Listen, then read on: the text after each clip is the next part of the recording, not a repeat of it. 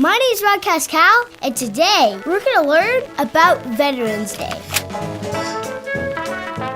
Veterans Day is always celebrated on November 11th, and I'll tell you why in just a bit. First, I need to tell you what a veteran is. A veteran is someone who has served in the military, also known as the armed forces. At Veterans Day, it's a day where we honor those who have served in the military.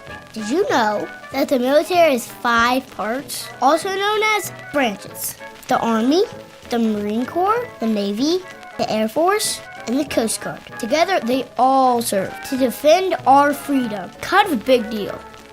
Respect. So if you meet a veteran, ask them what branch they served in, and then tell them they're awesome. The reason we celebrate Veterans Day on November 11th is that is the day that World War I ended in 1918 at 11 o'clock on the 11th day in the 11th month. An armistice was signed to end the war.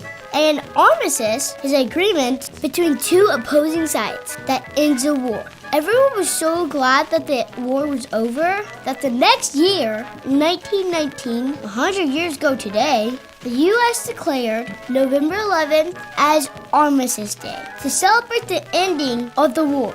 It was called Armistice Day every year until 1954, when President Dwight D. Eisenhower changed it from Armistice Day to Veterans Day, because he wanted to honor all service members, past and present. And that is why we celebrate Veterans Day, to honor all service members who have served for our country to defend our freedom.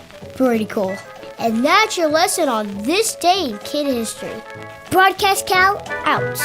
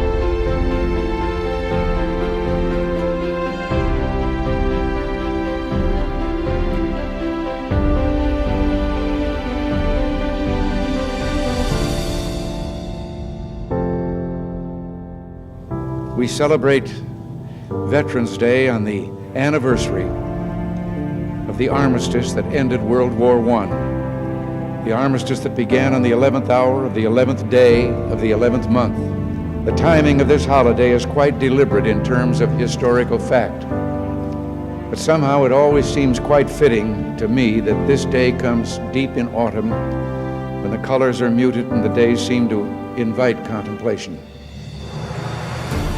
It is, in a way, an odd thing to honor those who died in defense of our country, in defense of us, in wars far away. The imagination plays a trick.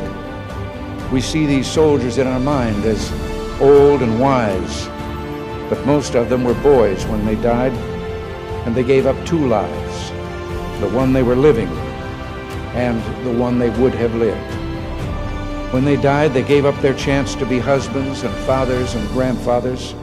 They gave up their chance to be revered old men.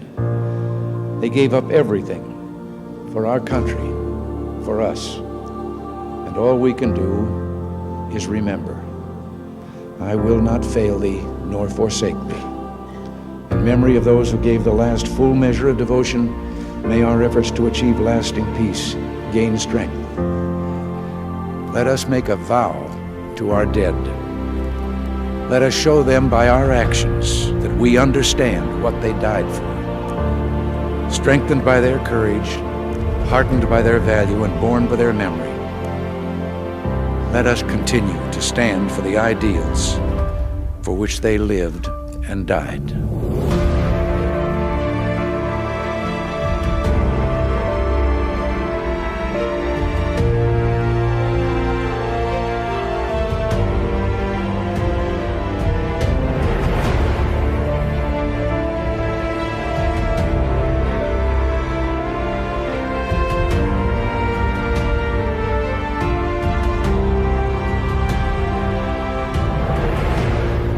In the long history of the world, only a few generations have been granted the role of defending freedom in its hour of maximum danger.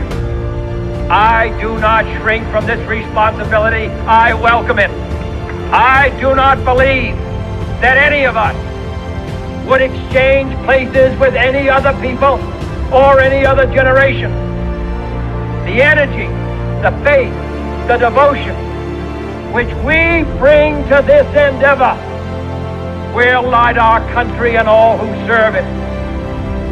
We shall pay any price, bear any burden, meet any hardship, support any friend, oppose any foe to assure the survival and the success of liberty.